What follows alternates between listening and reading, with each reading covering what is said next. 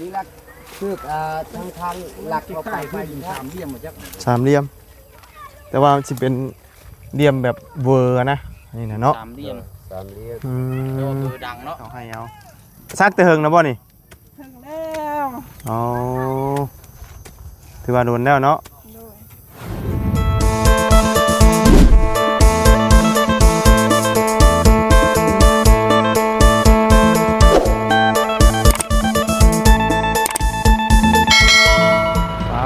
โตพี่น้องเลยเนาะอันนี้กับบุบบั่มมาเนาะ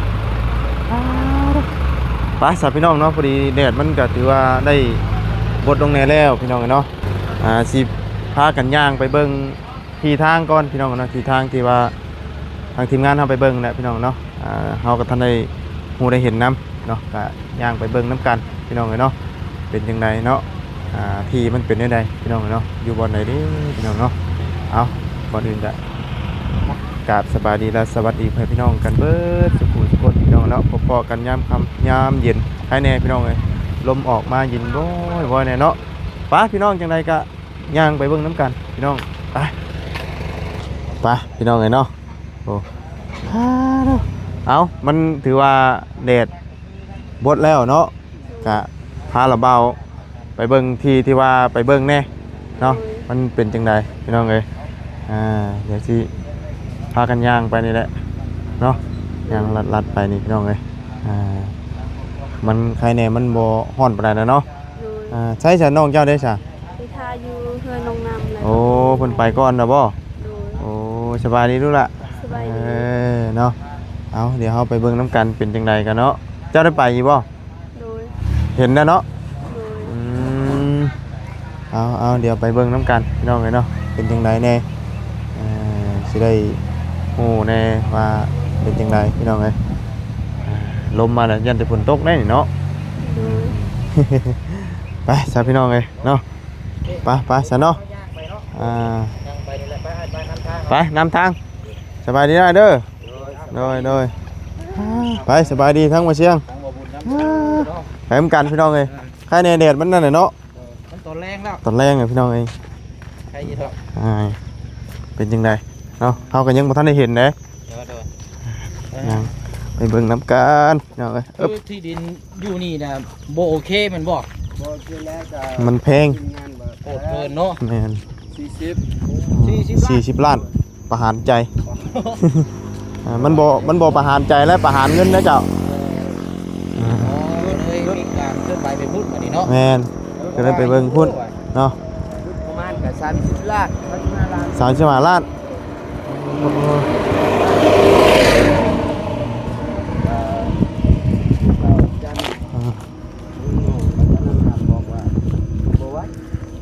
อย่างเนาะเอาเคยซื้อที่มากกับเงิน6 บาทนี่เนาะ โดย ที่คือ15 16 ล้านนี่ยังว่าแพงแล้ว อย่างชมบรรยากาศไปน้ำกันพี่น้องตอนเย็นๆเนาะ คืออยู่นี่ถ้าเพิ่นสิขายบ่ขายครับ ลักไว้แล้วแต่ว่า ปักหลังปักหยังไม่เรียบร้อยทีละ จันทร์เสนอการ อ๋อ ดินว่ายังงบยังบ่พอ เดี๋ยวไปเบิ่งน้ำกันพี่น้องเนาะว่า ยับ รูปร่างดินเป็นแนวใดเนาะพากันย่างไปเบิ่งตอนนี้แหละพี่น้องบ่ได้มีป่ามันต้นมันหยังบ่ บ่มี โอ้ ทั้งทิศละการแดนน้องน้ำ ต่อกันเนาะ ม เอาเดี๋ยวไปเบิ่งตัวจริงนำกันเนาะ โดย คืออันนี้แหละมีแต่ว่าใครผู้เป็นพ่อเนาะ แม่นเพราะว่าทั้งพ่อเพิ่นสิฮู้จักเรื่องราวกว่าเนาะทั้งลูกนี่บ่ค่อยฮู้ดอกพี่น้องเอ้ย สิเอาทั้งลูกนี่ อืม จังไดน้องเพิ่นก็ตอบบ่ตรงว่าพี่น้องแล้วก็อาจจะบ่ฮู้ แม่ เพราะฉะนั้นนี่เอาต้องช่วยกันได้เนาะ โด แม่น ช่วยกัน นี่แหละแม่นข่าวภาคท้ายครับ โดย ขอน้ำเพิ่น อ่า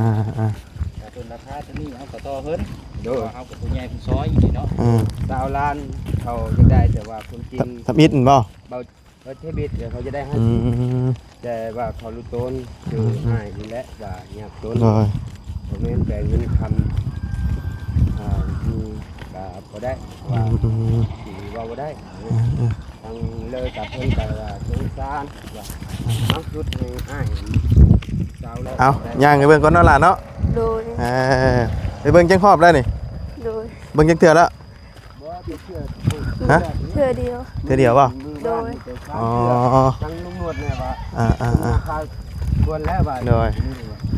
เอาไปเบิ่งน้ำกันจังไดกันเนาะโอ้มีแต่หมักพริกกันนี่เนาะ โดย ชื่อว่าหมักพริกเจ้ากะฮะหมักพริกเจ้าลายอีบ่ หายหมดเฮา บ่ไล่ปานใดก็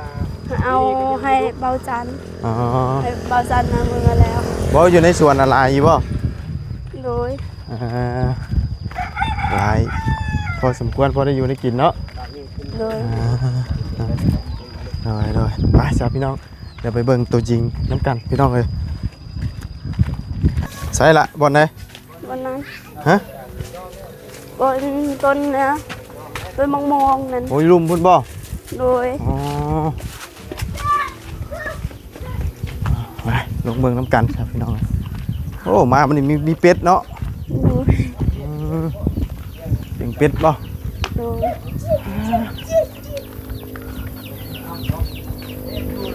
ไปลงเบิ่งน้ำกันพี่น้องเลย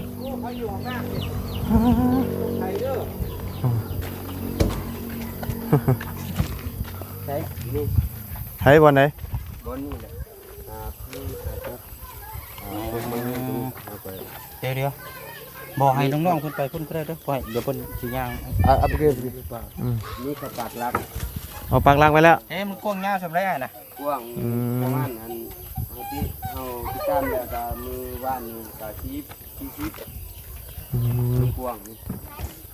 มองนี่บ่รักนี่บ่ โดย เลยดึงไปทางไหนน่ะ กลางคูน ฮอดรักอันนั้นบ่ บ่ เลยไปปีกบ่ เขาก็ม่วงบ่ เลยกูมองไปอีก ไกลไปหนึ่งเห็น ครับพี่ ไกลไปเลยไกลมะม่วงก็ดินนี่จังหวัดอันนี้ก็ดินน้องน้ำเห็นน้องน้ำ เบิ่งเหยียบน้ำเด้อเนาะ แม่น เหยียบน้ำเด้อ เลนตัวนี้อยู่ที่ โอ้ยจ้ะ เลนน้องน้ำเนาะ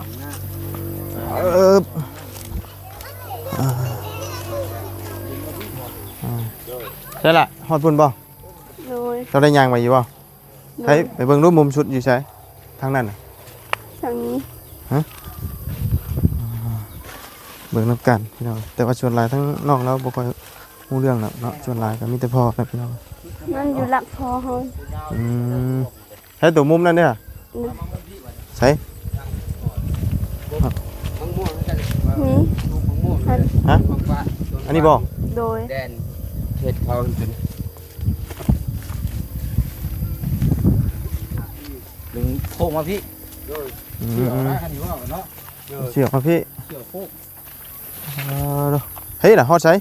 คนนี้ ปุ๊เอ้ามันคือไปในนั่นบาทนี่ ไปในนี่นี่เนาะ เป็นป้าเนาะ โอ้ ว่าแล้ว มาตกพี่วันนี้ โดย เขาปักหลักอยู่นี่ โอ้ยิงตรงลักตัวนี้พากลางไปนี่ โดยนี่หลักคือทางหลักเขาไปอยู่ สามเหลี่ยมมาจัก สามเหลี่ยม แต่ว่าสิเป็นเหลี่ยมแบบเวอร์นะนี่นะเนาะ สามเหลี่ยม สามเหลี่ยม เดี๋ยวคือดังเนาะ มีระเบิดได้แถวนี้เนาะโอ้ตายแล้วบาทนี่ นี่เนาะ บอระเบิดของแท้นั่นระเบิดมินนั่นระเบิดควันนั่น คน เออ หอด ว้าวหน้าเป็นให้ ยังสิมาเหยียบระเบิดอยู่เนาะ ทุบติดแล้วหน้ามันนี่ บ่ได้เด้อนี่เด้อถ่ายยังมาวางระเบิดใช่อยู่นี่ วางระเบิดก็อยู่ อยู่พุ่นบ่ไปพุ่นบ่อืม ตัดมานี้เนาะ เนาะ โดย ใช้ยางตามหลังผมก่อนพี่น้องเลยว่าเหยียบระเบิดควันเคยกับบุกล้าไปกันอืม ปุ๊บกล้วยตัวนี้นี่ ไปรักนั้นเนาะ หลักหุ้น นี่เสี่ยวมานี่มาฮอดนี้โอ้เห็นตัวจริงแล้วใช่พี่น้องเอ้ย โอ้ ราคาเท่าไหร่ก่อน 18 นี่มันเสียวมานี้ ทางจงไปเลยบ่ มันเสียวไปหันอ๋อ ลงในบ้านค่า ใน เรียน ลงในบ้านก็ จังหะ ตั้งห้างแล้ว แต่ว่ามันต้องเลยปรั๊บดีได้เนาะ ปั๊บนี่ก็บ่แม่นพูดมันง่ายนี่นี่ ว่ามันดินมันค่อย ลูกโตเราอีกจักหน่อยบ่ได้บ่นี่มันสิปรับหน้าดินนี่บ่แม่นง่ายเด้นี่ แม่น เขาก็ สิหาล้านพุ่นบ่จัก เดี๋ยววันนี้ทางออกนะออกทางนั้นบ่ โดย ต้องดันออกเบิดเนาะ ฝากนั้นล้นเลย ทางเที่ยวนี่ชอบไปพุ่นเนาะ โดย คือกกอันนั้นน่ะต้องต่ำบ่เลย ต่ำมาเลย ให้ตัดมันให้ต้องตัดโลดว่ะ ตัดแล้วก็ดันออกมาเลยแถวนี้ มันเฮาต้องเที่ยวทางนั้นอยู่แล้ว แม่น เด้อเอาทางนี้อยู่เรือนน้องน้ำ แม่น เที่ยวบ่ได้ดอก เที่ยวบ่ได้ แต่ว่ามันก็คือว่านั้นปรับหลายอยู่เนาะปรับ ถ้า นี่ เฮาเบิ่งนี่เฮาไล่ชนอันนี้นี่ผู้หลายได้บ่บุญเลยค่าซื้อนี่18ล้านแต่พอปรับมาดินนี่5ล้านนี่เพิ่นสิเอาบ่แค่นี้แหละนี่เบิ่งรถนี่ บ่แล้วเพิ่นแบบว่าพวกเฮาไปหาปรับเองนี่ก็สิประมาณบ่ฮ ไอ้ อ อั ด น นะครับลงก่อนอืม ใส่คนนี่จังได๋มัน ที่ได้มายืนเห็นไหมยืนน้ำเห็นไหม เอามาพี่ก่อนก็ได้ มายืนเห็นไหม ใช้น้องชายได้ชัวร์ น้องชายไปกันละหน่อยจักได้จักสิบ่ได้แล้วน้องชายนี่ มานั่งพี่ก็ได้นั่งก็พอจะพี่ก็ได้ละนั่งใกล้ๆ น้องชายก็ไปกันละหน่อยจะไปช่วยไปซื้อ นั่ง น้ำ ก็ผ่อนก่อนก็ได้ อ๋อมันเป็นเหลี่ยมแบบนี้เนาะเหลี่ยมแบบ แบบนี้เรียนแบบ อืม ขีดข้างกลางแบบตัวนี้ก็มันฝากนี่ก็ซื้อ นี่มันสิเป็นแบบนี้นี่ อืม ดินแล้วนี่พี่น้องเลยสิวาดเบิ่งนี่เนี่ยสิโอเคอยู่นี่ ทั้งนี้นะเวอร์ทั้งนี้ นี่มันสิออกมาแบบนี้ อืม มันสิเป็นแบบนี้คือสามเหลี่ยมนี่ ทำดี อืม ดินนี่ดินสามเหลี่ยมดินนี่ สามเหลี่ยมแบบเดียวกับตัวนี้แหละนี่ เนาะ ดินสามเหลี่ยม อืมแต่ก็ แต่ท้ายพุ่นน่ะสิกว้างอยู่ แม่น กว้างได้ แต่ก็ได้อยู่ มันสิได้เบอร์ทางนี้ แต่ถ้าเฮาปรับแล้วมันก็งามอยู่แต่ว่าตัวนี้มันยังอยู่ในป่าหุกอยู่เด้ถ้าปรับแล้วก็งามอยู่แต่ว่ามันก็ต้อง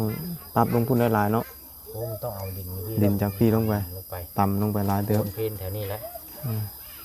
ปรับไทยลายเต็มอยู่นั่นแหละ หมู่บ้านหมดเลยแถวนี้นะหลายอยู่อืมมันค่อยเด้ นี่ก็สมมติว่าล่าได้กว้างก็ถือก็มันก็แล้วไปติดกับเฮือนประตูก็ อันอยู่หันนั่นกว้างยาวเท่าไรเพิ่นอยากได้อยู่หันน่ะ โยกอันเฮาโยกซื่อๆนะบ่มี ซ้ำกันบ่กับมันที่ดินเฮือนประตูอันที่ว่าราคา40ล้านน่ะ สำคัญนั่นแหละคือกายละได้4-5 เมตรมุงนั่นแหละบ่ฮอด อืม เฮือนประตูเนี่ย28ปลายได้เนาะ สำนั้นบ่10ว่า18 อืม มื้อนั้นเฮา แต่ว่าเราสิขายอันกว้างยาวเนี่ยซ้ำกับเฮือนประตูสมบ่อยู่หันนั่นแต่ก่อนวันนี้ได้40ล้าน ก็ประมาณก็ลื่นก็ประมาณก็20คูณ20นั่นแหละ 40ล้าน 40นี่เพิ่นว่า35ลดได้ อืม ถ้าว่าเฮาไปถามก็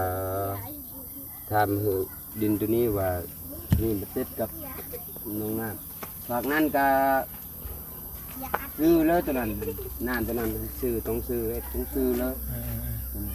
อืมอืมตอนนี้นะที่ว่าจับจองตัวนี้น่ะคือเบิ่งตัวนี้ไว้ก่อนเนาะ โดย ยังไม่ได้มีตัวอื่นตอนนี้เนาะ แม่นบ่มีตัวอื่นแหละจะไปหาอยู่ไรบ่มี อันที่ดินนี่มีแต่หม่องเดียวนี่ โด เนาะ ย ที่ว่าราคาพอย่อมเยา 18 แต่ ล้าน แต่ก็คือว่าแล้วมันต้องได้ปรับอีกเนาะ ปรับหน้าดินนี่คือเฮาฮู้แล้วบ่รุดลอก5ล้าน ต้องได้ปรับอีก 4ล้านเนาะมันก็เพิ่มบวกกันไปอีกเนาะ โดย ต้องได้ปรับอีกอ่า อันเจ้าของเดียวกันบ่กับอันที่ดินของทางน้องนาค มันก็แบบว่าเมียเจ้าของดินกับพ่อน้องน้ำนี่ก็เอ้ยน้องก็ อืม พ่อหน้า เป็นป้าเนี่ยเนาะ โดย อืม ว่าน้องน้ำเอิ้นว่า เจ้า ป้า ของอันนี้แหละต่อมานี้เอาสิขายต่อมานี้อีก อืม บ่ทั้งน้องน้ำมันกับน้องแห้งกัน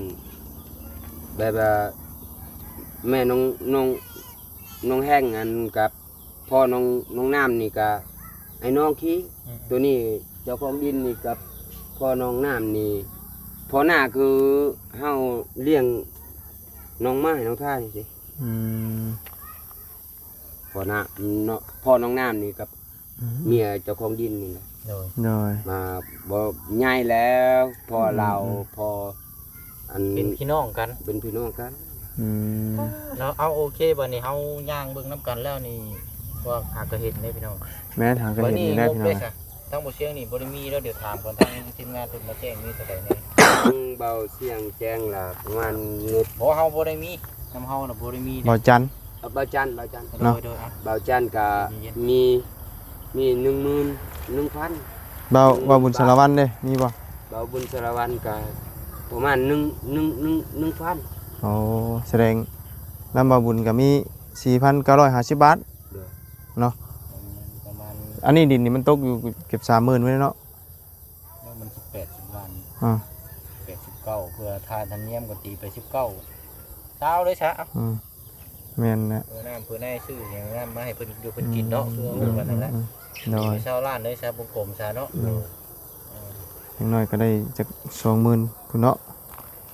ถ้าก็ได้ 20,000บ่ บ่ยังบ่ฮอด ยังบ่ฮอดเลยเนาะ ได้เงิน น้ำบ่จันใน10,000กับ1,000สำห โด รับ ยโดย น้ำบ่บุญสารวัตรนี่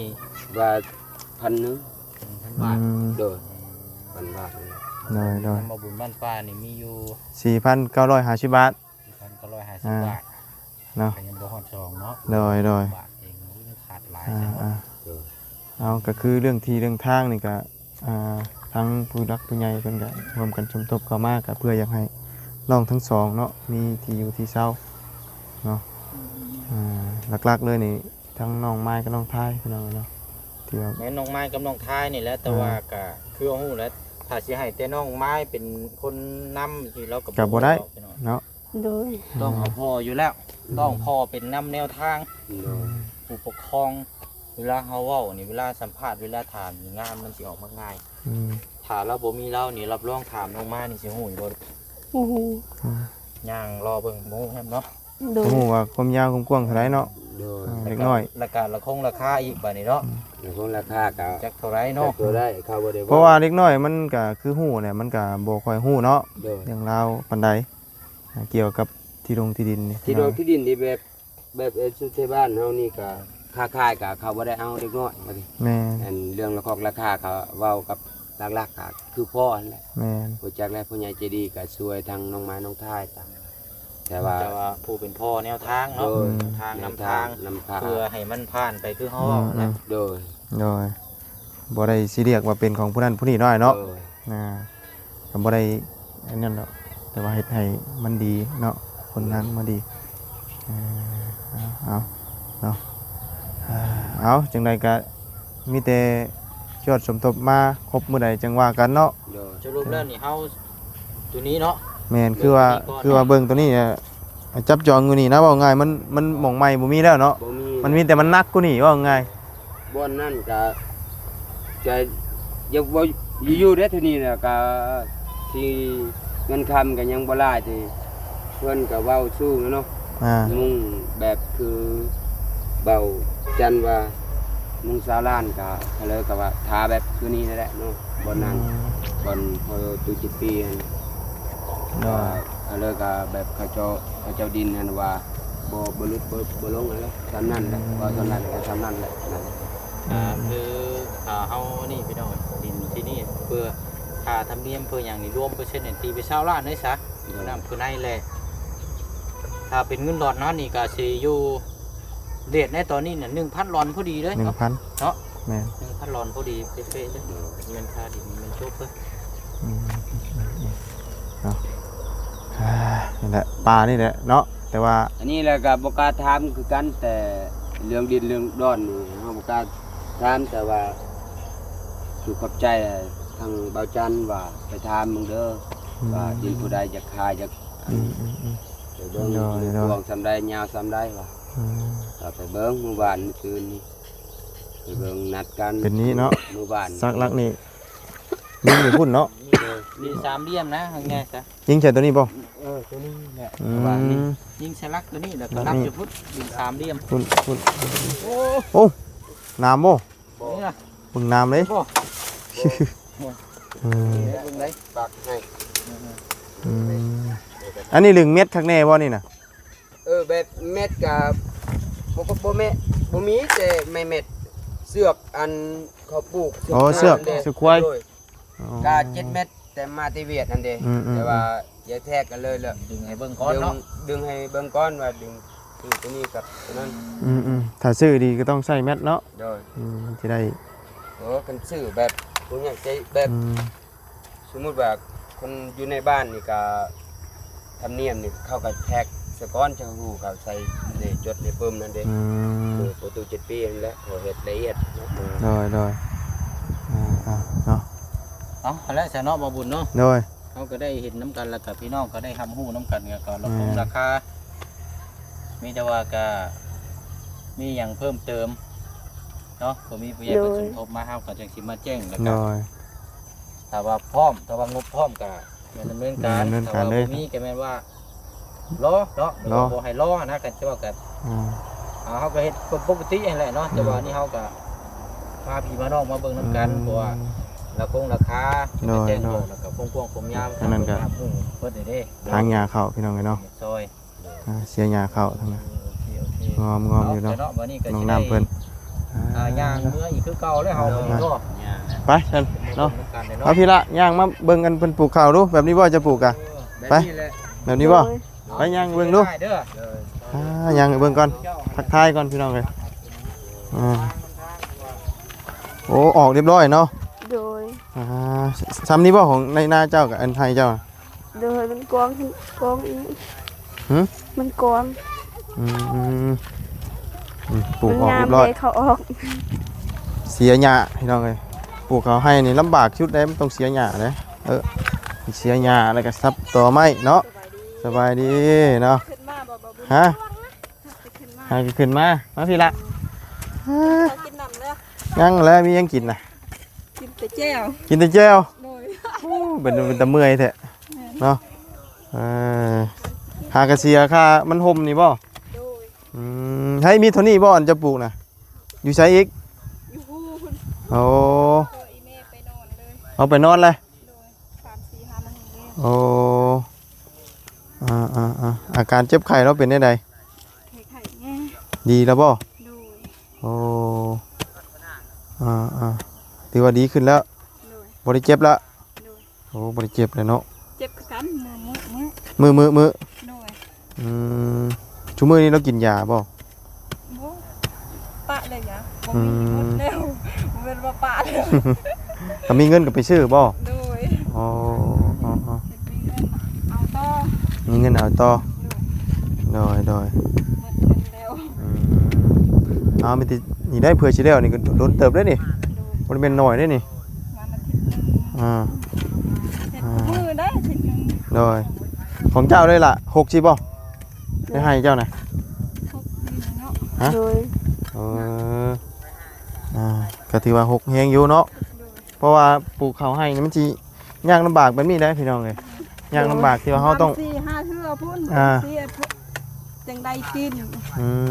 ม ไม่ง่ายได้เฮ็ดง่ายเด้ เนาะอันนี้เพิ่นเอิ้นว่าลูกชาวไร่ชาวสวนต้องแบบนี้เนาะ โดย ต้องอยู่กับไร่กับสวน เป็นลูกสาวลูกหน้าเป็นอยู่กับสวนกับหน้าเนาะ มาบุญกับลูกชาวนาน่ะอันนี้ลูกชาวไร่อันนี้นะเพราะว่าอยู่น้ำไร่เด้เนาะอันนี้คือเพิ่นเอิ้นไร่พี่น้องเอ้ยปลูกข้าวนี่เด้นี่ปลูกข้าวซัก ชาวนาคือบ่าววุ่น ลูกชาวนามาบุญนี่ลูกชาวนา ชาวให้คือน้องนี่แหละ ลูกชาวไร่เนี่ยเพราะว่าเฮ็ดไร่ซักไร่เพราะว่าบ่ได้ดำบ่เด้ซักข้าวไร่เอาซักแต่เฮิงนะบ่นี่ ถึงแล้ว อ๋อถือว่าโดนแล้วเนาะ โดย เอาทางเนาะพี่น้องเลยไปซะมีแต่พุ่นละเมื่อพุ่นละเฮาบัดนี่เนาะเอามื้อหน้าสิมาหาใหม่เด้อเสียผู้เนาะเฮ้ยที่แรกว่าอันเพิ่นสิเฮ็ดจ้ะบัดนี้คือเจ้าเฮ็ด ปลูกข้าวค่อยปลูกกล้วยข้าวปลูกเด้ อ๋อ ดินเสาเฮง แล้วบัดนี้กล้วยเพิ่นปลูกเท่านี้ โดย คือปลูก เสาเฮง คือปลูกหน่อยแท้ ดินเพิ่นน้อย บ่กล้วยนี่ได้กล้วยนี่คือปลูกหน่อยแท้ว่ะ น้อยแต่ อื ดิน ม น้อยๆปลูกซ้ำ โดยฟื้นนี่ได้เพิ่นบ่เอาแล้วบ่ฟื้นนี่ ไผสิเพแบกถึง ฮะ เอาตัดแล้วก็แบกเอาแล้ว ไผสิเพแบกนี่หักเอวเลยเคยนี่หักเอวเลยได้ป่ะคุณนะ ฮักเอวฮักบ่ แม่น ฮักเอวนี่คือเอวฮักเนาะบ่แม่นอันอื่นนะไก่เนาะ คนทางนี้เพิ่นสิมักเว้ากัดอันกลับกันเด้ แม่น เออ เอานี่เสียหญ้าซับเบิดต้นไม้ต้นตอกทิ่มปงขึ้นมาใหม่นี่ให้มันตายเพื่อเข้ามันชีวิตเด้ถ้าเข้ามันวิตพุ่นน่ะมันก็เฮาก็ปล่อยเลยเนาะตรงนี้ก็ซักไปก่อนให้ซับเสียหญ้ามันงามเลยพี่น้องบัดนี้เนาะ มันเคย เขียวนี่เขียวงามอยู่ เสียหญ้า ตัวนี้ก็ต้องไปเสียหญ้าอีกนี่เนาะ โดย